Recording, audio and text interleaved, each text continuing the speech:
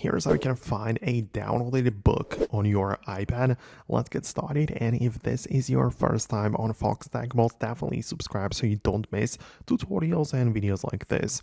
Essentially, you can download and purchase books by using either the Books app or even other places, but most likely it's through the Apple Books app. And whenever you get inside, you can see at the top we have a couple of sections, right? So we have like the store, home, library, right? And the point is that you go to the bookstore to purchase additional new books, right? It might be a free one or a paid one, but you just download it to your iPad. But then you have to find it inside of your library, so you can switch there and essentially open it up like this and start reading that thing, right? So if you have downloaded something, perhaps it might be just a sample, or as I said, a free book, or even a paid one, this is going to be the place to find it, right? So you can get inside and essentially start browsing the thing, swipe through the pages and everything, and it's going to work. So I would really appreciate your feedback below. Like, let me know if that helped you out.